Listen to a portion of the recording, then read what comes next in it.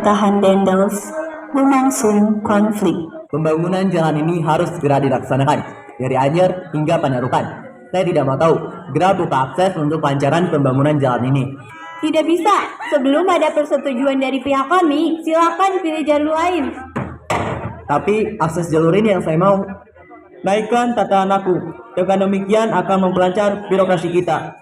Bagaimana mungkin? Di usia yang masih begitu muda, Hamengkubuwono V bisa memimpin kerajaan kita. Tahun 1823 datang hiji paduhi Walanda dipimpin ku Smithard bikin negosiasi. Lebih baik saya gantikan sementara posisi anak Sri Sultan Hamengkubuwono IV. Setelah beliau tumbuh dewasa akan saya kembalikan. Dengan begitu kehidupan nekat pasti terjamin. Baiklah, dengan begitu masih ada harapan dari keraton yang dapat menjadi pemimpin. Apalagi dia masih keturunan Pakuala. How can be like that?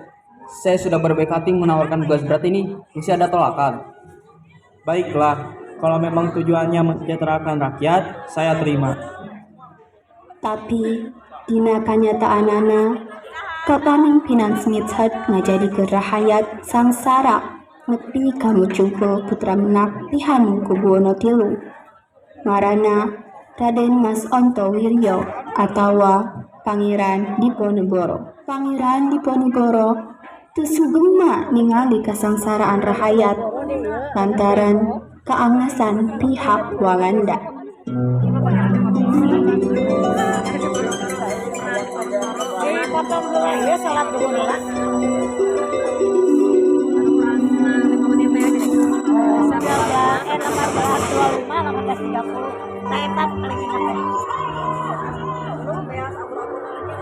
Dimana deui urang kudu menang dulu, pikeun bayar tebusan. Kuring teu apal tu babe kauangan urang parantos bangkrut.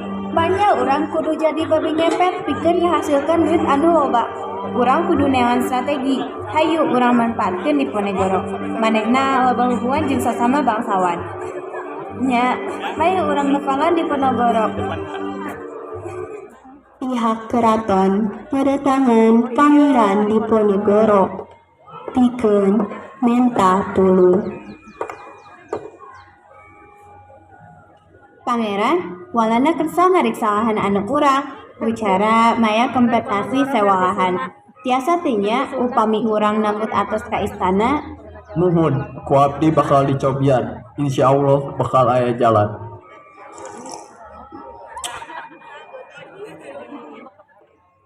Pangeran Diponegoro ngagerowan si Patih Danurejo. Hei, Pati, kadieu sakedeung.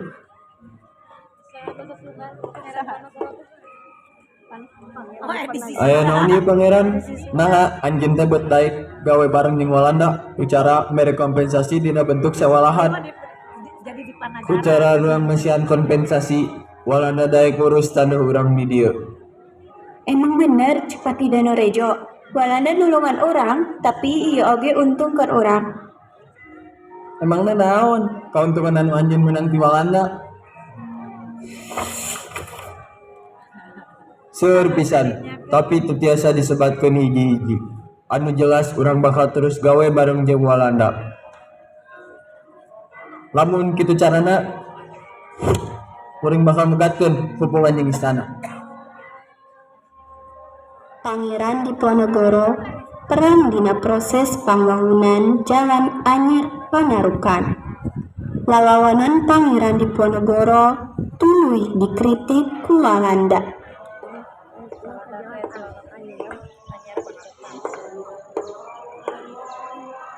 Segera pindahkan anak buah kita agar pemasangan patok segera dilaksanakan. Baik, segera saya laksanakan. Tetapi, apakah sudah mendapat persetujuan dari Pangeran Diponegoro? Karena pemasangan patok tersebut akan melewati pekarangan milik Pangeran Diponegoro. Biarkan saja, I don't care. Segera lakukan, ini demi kelancaran pembangunan. Pasukan, segera pasang patok-patok itu.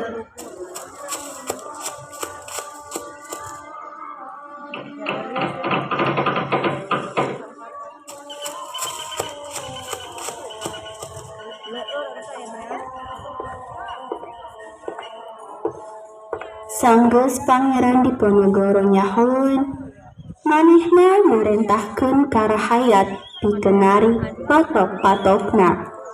Nanaonan yuk, pasukan, tarik keluar patok-patok yuk.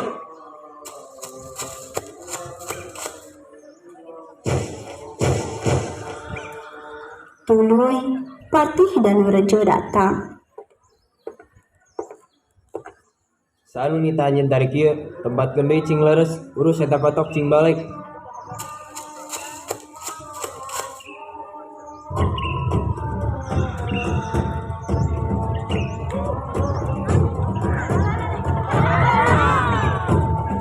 Pangeran, kumaha carana urang biasa ngareksikeun ieu serangan? Lawan heula, kuring bakal mikir ngeunaan kumaha urang bakal nutupan. Tapi kaayanana beuki euras tibatan prajurit Walanda. Hayu urang ngawangun pertahanan di Gua Selarong. Salajengna, Pangeran Diponegoro nyusun strategi ngarencanakeun perang pikeun nyerang keraton Yogyakarta ku cara ngebun pasukan Walanda.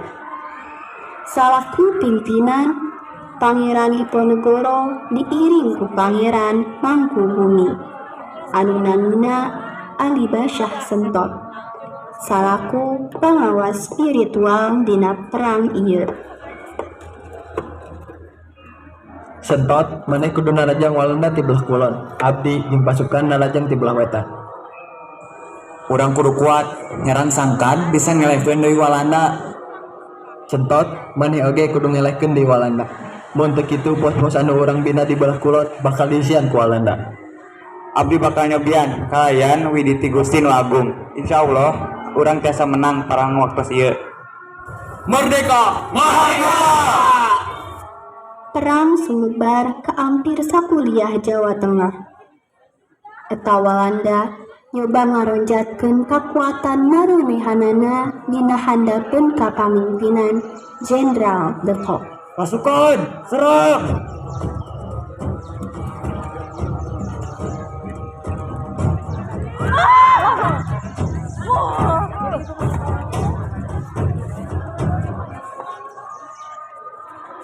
Hanjakalna teh, Walanda tiasa ngancurkeun pos pertahanan pasukan Diponegoro. Tuluy, pos Diponegoro ti Gua Selarong dipindahkeun ka Dekso. Dina kapamimpinan Alibasyah Sentot, manehna tiasa ngilehkeun Walanda di wewengkon kulon. Pasukan Diponegoro meunang. Pasukan, hancurkan pasukan itu, serang!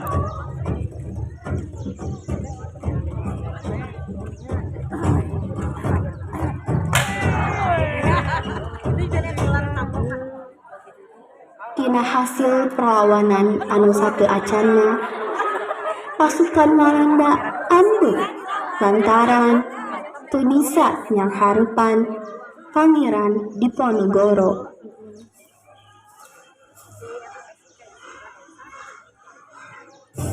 Bagaimana kalian ini? Menghadapi Diponegoro saja tidak becus. Kalau begini caranya, kita bisa habis dalam perang ini. Tapi kami sudah menjalankan siasat yang telah disusun. Alasan?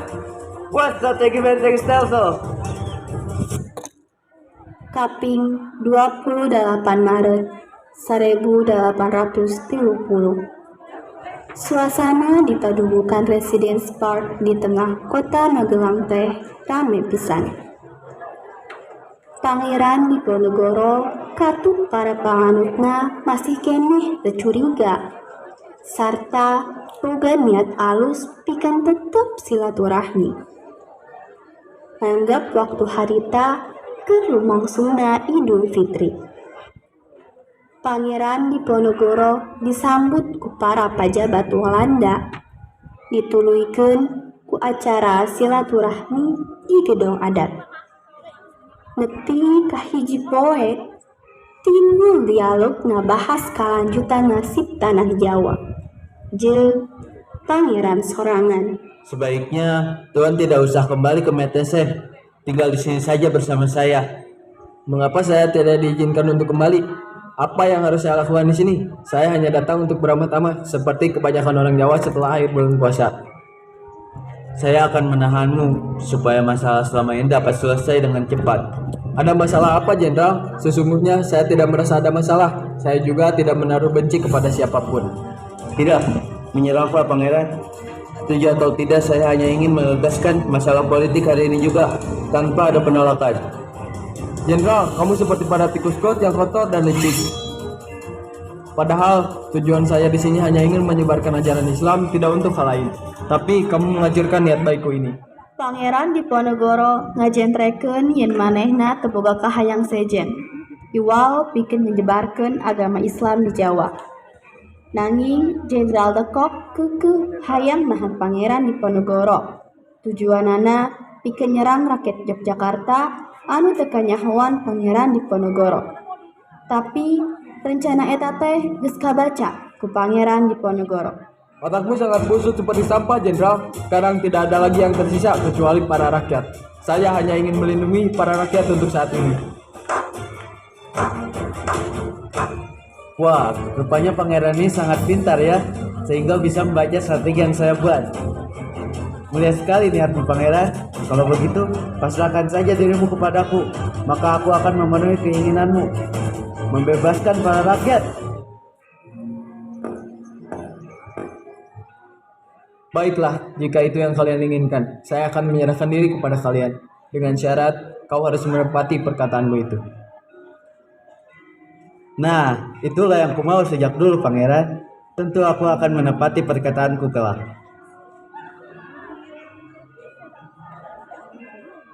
Warta bahasan Pangeran rek nyerahkeun diri teh tos kasebar ka mana-mana, khususna ka para pangikutna. Tuluy pangikutna ngadakeun perkumpulan pikeun perpisahan jeung si pangeran.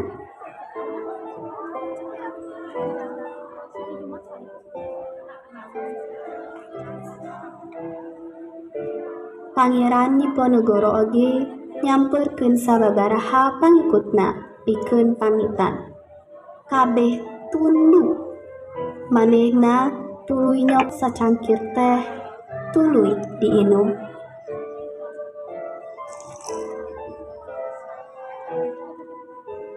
Sentot, kutitipkan para rakyat padamu, jaga mereka dengan baik dan tetaplah tuntun mereka dalam ajaran Islam. Kupercayakan kesejahteraan rakyat padamu. Insya Allah, saya sanggup menjaga amanahmu, Pangeran.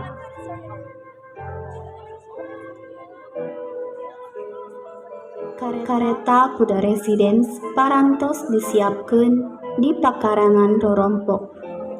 Pikeun ngajajak Pangeran Diponegoro ka tanah pangasingan.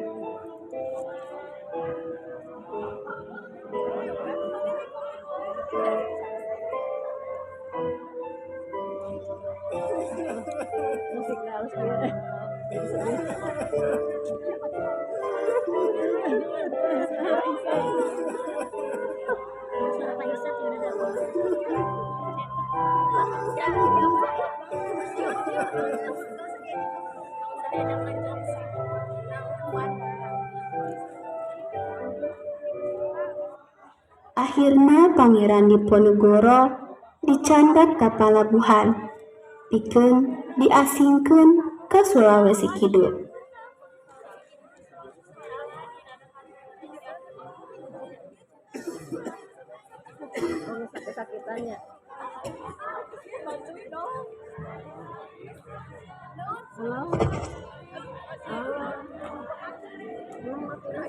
Logika Pangeran Diponegoro pupus di benteng Walanda di Makassar, nyaeta Benteng Rotterdam.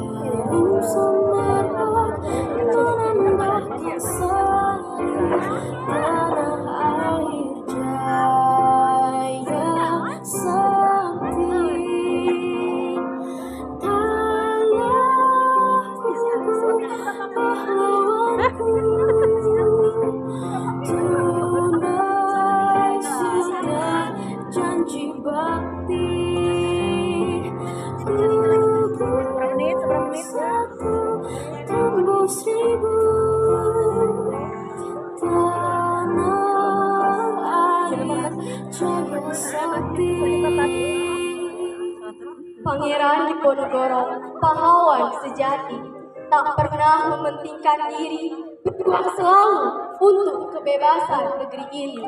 Pangeran Diponegoro, kesatria pembela Pertiwi. Kau tinggalkan kursi istana dan tahta, kau ikhlaskan kehidupanmu untuk berjuang demi kehormatan bangsa dan negara menuju Indonesia merdeka. Pangeran Diponegoro, jasadmu telah ke bumi, namun api perjuangan tak mati-mati. Kau habiskan darahmu untuk negeri ini, kau habiskan nafas penghabisan untuk Pertiwi. Bangun kan? Tidak bangun.